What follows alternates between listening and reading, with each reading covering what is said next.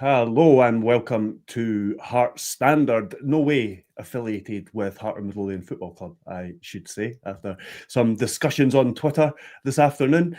My name is Craig Cairns, and on this Edinburgh Derby Eve, the first of the season, I think I'm obligated to say, I am joined once again by Blair Meikle. I was thinking too much about pronouncing your name there that I watched the run into it. How are you doing, Blair? I am very well, thank you. Yourself? Yeah, not too bad. How are you feeling before we get into everything? How are you feeling about tomorrow? Pretty confident. With these games, probably don't think many people are ever 100% confident. There's always just that nagging doubt in the back of your mind. But I think all things considered, I know people say form goes out the window, but I don't actually think it can, but often you find in these games it is a form team that does well. So the way Hearts have been playing, keeping goals out, scoring goals at the other end, and the way Hibs have been playing, not quite hit their top gear yet, I think we can be confident. Yes, I totally agree. I don't like the form goes out the window now. I know that sometimes the games can be, let's be honest, sometimes they can be dull and decided by one incident, and a lot of them have been like that over the last, say, decade or so, maybe a wee bit longer. But I agree with you that the form always still has an effect, because going into it, there's no doubt that Hearts have got the bit between their teeth. They're the form team, and they will look to go at Hibs from the start. And there's a narrative around Hibs. I know they got a clean sheet at Celtic Park last week, but Celtic don't seem to be scoring many goals in any games at the moment. But they're still kind of sort of like chasing a win. They haven't had one for a while. They've been conceding a lot of goals before that. So, yeah, I think that plays into how the game starts. How it then unfolds, I don't know, but we will come on to discuss a little bit more of that, as well as the new deal for Harry Milne and Cammy Devlin's recall to the Australian national team. Thanks, everybody, for joining us. Please get your comments in, and we will try to get to as many as we can. Please give us a wee subscribe if you haven't already. And if you like what we do, head over to heartstandard.co.uk and you can download our app as well. Heart Standard is brought to you by S1 Jobs. If it's time to hand in your transfer request, then head over to S1 Jobs and upload your CV today. With thousands of jobs across Edinburgh and the surrounding area, you'll find the one at S1 Jobs. Start your search today. Now, Blair, I put out the predicted 11 just about an hour ago, I think it was. I'll bring up the graphic in a minute once I throw this question to you. I have, some would say lazily, gone for the same 11 again. I know that McInnes said that, it seemed to be like a specific game plan for Ibrox. He then said Falkirk play in a similar manner, so he stuck with that against Falkirk. He's then said after the Falkirk game that is arguably the most pleasing performance that he has seen since he took over as manager. So there is a good argument that he sticks with the same team again, despite the fact that Hibs set up and maybe approached the game differently from the previous two opponents. Yeah, I was thinking that as well, to be honest. It's probably now going to look like we're both just saying that to cover ourselves after saying it wouldn't be that last week. But yeah, just when I was thinking about it earlier, there's sort of two potential issues. There's two potential issues that people could come up with playing a 4-4-2, but I think they can both be negated. So one of them would be the front two of Bowie and Boyle as a threat, in particular Boyle sort of running in behind. And there's an argument that playing a 3 is the best way to deal with that. But obviously we know that McInnes likes to play with his fullbacks who can operate as centre-halves, and they can tuck in and stuff to become a back 3 at times. So if Kingsley and McEntee are both your fullbacks, then they can both do that. So then that sort of kind of answers that one. And then the other potential issue would be in the middle of the park, where you would be concerned about getting overrun. But obviously, with Beningame and Devlin have already proven that they can go up against a 3. You've got Milne providing a bit of balance on one side. He's not to an extent he provides an attacking threat, but he's not the one that's bombing on, so he can tuck in. But also on the other side, Kizaridis, we've talked about before how he's got a good work rate on him, and he likes to get stuck in as well. So he can even tuck in when it's on the other side.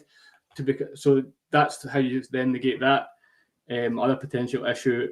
But then on the flip side, I think that playing the 4-4-2 would potentially allow Hearts to try and get in behind Hibs in the wide areas. If their wing backs are looking to get forward, then Kiziridis on one side can look to exploit that, and we've seen what he can do when he gets that time and space. And then obviously Braga, the way Braga plays, he likes to run into channels and stuff as well. So if they're pushing their wing backs on, then he can look to exploit that space as well. So that was the sort of three reasons that I thought of when I was thinking that it would stick with the 4-4-2. Yeah, and I suppose a good way of arguing, if somebody would say that that's not the way to go about the game, I suppose the next question would then be, well, who would you drop and who would you bring in? And there's no obvious answer there, is there? I mean, okay, maybe you could argue that you could upgrade on the right wing as well as Harry Milne has done there, but there's no obvious person to come in right now. We hope there will be later as the season progresses. And then it'd be quite harsh to then have to make a decision between Milne and Kingsley. It would probably be Milne, let's be honest, but that would then be quite harsh on Kingsley, who's come into a back four, who have recorded back-to-back clean sheets for the first time since the league campaign kicked off. Yeah, definitely. I just think the way the team's performed in that shape as a unit, but also how individuals have performed, just means that it's set up to go like that again. And obviously the fact that you talked about the player deserving another go to go again after Rangers, then you can see why he would just do the same again tomorrow. Plus the fact that what we've talked about already, that there is certain tactical reasons that it still fits to go up against Hibs. And the potential other shape that would make sense up against a 3-5-2 would just be to go 3-5-2 as well. Yes. Matching up in the middle of the park, and then what I was talking about with Bowie and Boyle. But then you've got to try and fit Kiziridis into that. He's like the form player at the moment.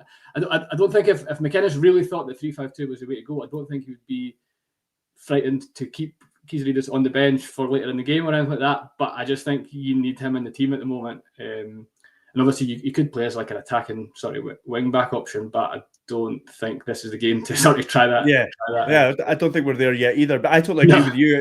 And just to add to that, some of the relationships, as we've spoken about in recent times, some of the relationships that have developed in this system, you don't want to disrupt that too much either. And it feels like 3-5-2 would detract from that too much, and it would feel like it would be why are Hearts changing their setup so drastically for a team that hasn't won a game in X amount of matches or along those lines. We have got one suggestion here from Lefty. It says he start Cabangu. That's from Lefty.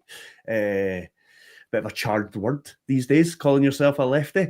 I mean, I think there's a good argument for Cabangu. Another decent showing in the bounce game during the week there. He's looked good off the bench a couple of times, but again, it's like, he goes on to say, I think, with Shanklin, so he's talking about dropping Braga, which, I mean, I'm sure you'd have a lot of people disagreeing with you taking Braga or Shanklin down at the moment. Yeah, I mean, I don't think Braga had his best game last week, but I don't think you want to drop him. I think this game could be perfect for him, just the way he plays with that sort of enthusiasm and sort of edge to him. I think this game could be perfectly set up for him. So it could be another game where Cabangu contributes well off the bench if we've got a lead, and he comes on and does what done against Rangers and sort of stretch the game and stuff like that. So I definitely think he could have a part to play in it, but I don't think he'll be starting. Mark, to go back to the intro, Mark Jennings is saying, please tell Joel to be nicer about Critchley. Scott McIntosh is saying, Joel back one day and is already creating drama on Twitter. He's not even back yet, Scott. He's not even back. Where is the lovely Joel? He's back tomorrow, Valdi. And Martin Byrne is asking, I've missed that. What did Joel say? He basically has just compared something that Derek McInnes has said in the build-up to his first experience of managing in the Edinburgh Derby to something that Critchley said ahead of his, where I think he told Sky Sports, may the best team win, or something like that. And some people took exception to that on Twitter, as is their want, I suppose.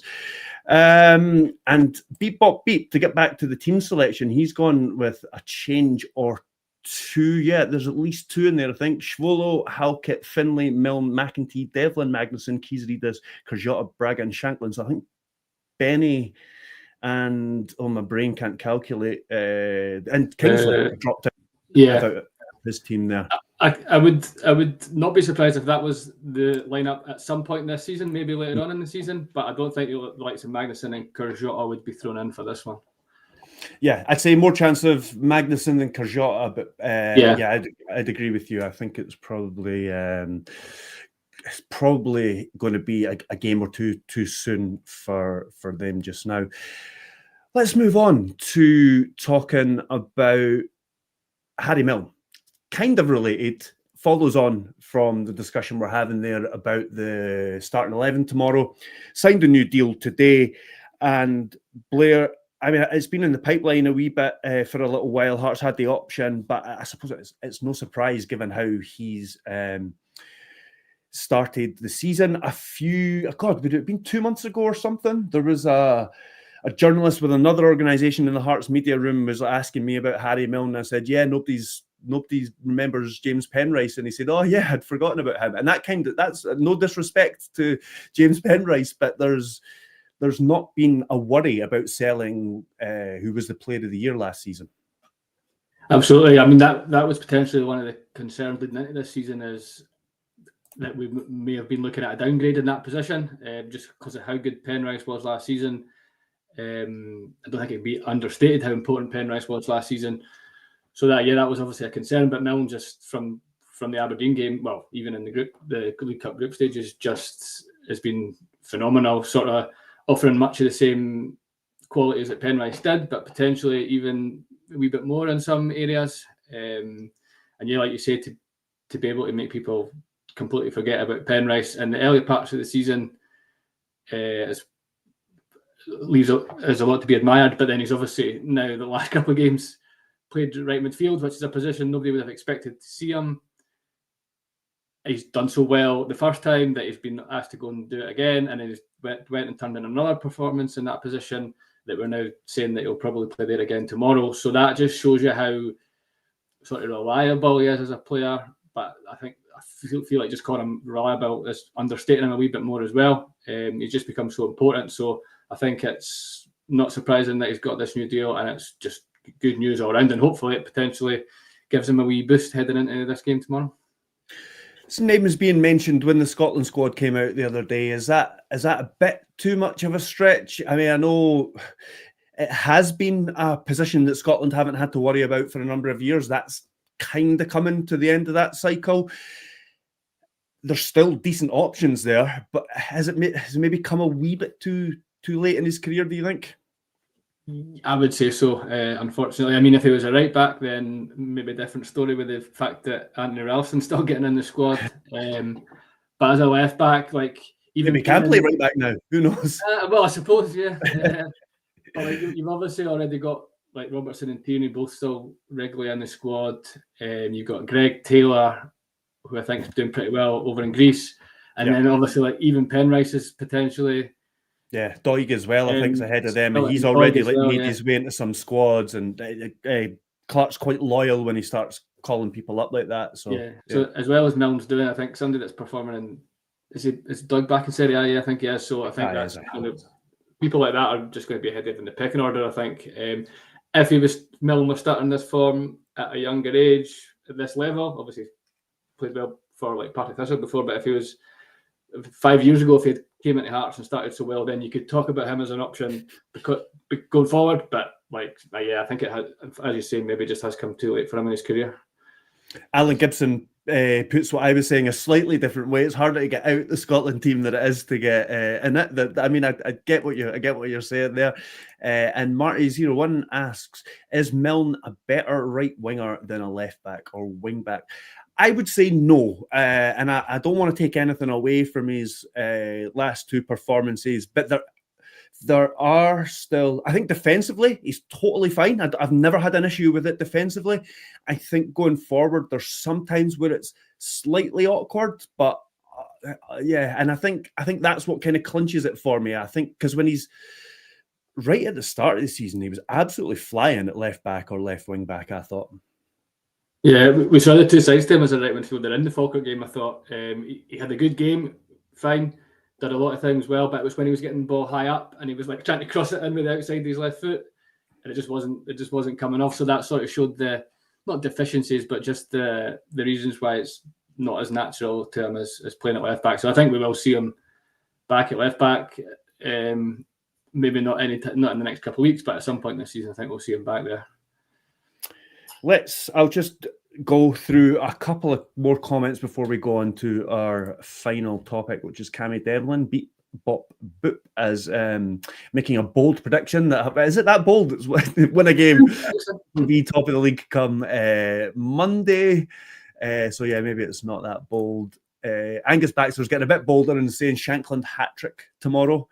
And we've got someone here saying they're tuning in from Malaysia and saying they believe this season belongs to Hearts. That's from Mega Hamza. I wish I could agree with you. I think it's maybe come a little bit too early, but hopefully there'll be more of these types of seasons to come, or more of these types of seasons where the Glasgow clubs aren't firing on all cylinders. Now let's go into our final topic, which is Cammy Devlin being called up to the Australian national team, recalled to the Australian national team.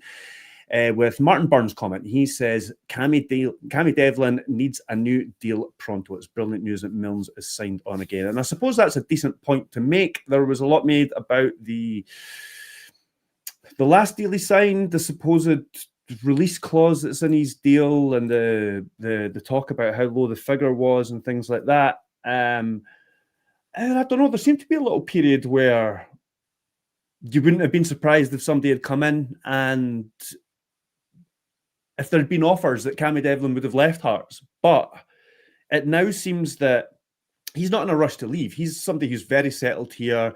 He's met someone here. He's has a second family here and that kind of thing. But I can't remember where I was going with that. He's got a manager who seems to have fallen in love with him. That's what I was going to say. He seems to be a real favourite of his manager, and I would be surprised if McInnes isn't working on getting him a new deal and making sure that he is at the club longer term. Yeah, I would so with that. I think Devlin's up there as one of the top 3 or 4, certainly top 5 performers of the season so far. Doesn't get the headlines that you're bragging. Arguably the best this season. Potentially. As I say, doesn't get the headlines that the sort of more attacking players do. But in terms of consistency, from day one to now, he's the one that's been right up there with his levels really high. And as you say, McInnes seems to love him, but I think McInnes is also getting the best out of him. He's one of the players when McInnes was getting the job that you think that could really suit him, just because of his combative style and everything. But even his in possession and stuff is something that's been highlighted by fans and stuff in the past. I think overly so, but I think he's improved in that aspect as well. His passing and everything in recent games has been really good. So like Milne, it would just make sense for all parties, I think, to get that one done. You mentioned the release clause there. If the figure that was quoted was his release clause, I'm amazed that no one came in to sign him, to be honest. The way even under Kritzy he had that spell where he was really good. Yeah. In Europe as well, he was coming out at the top of charts, pressing statistics, in the whole Conference League competition and things like that. Sorry, and he had a spell under Naismith like that as well, where he was really one of the top performers in the team.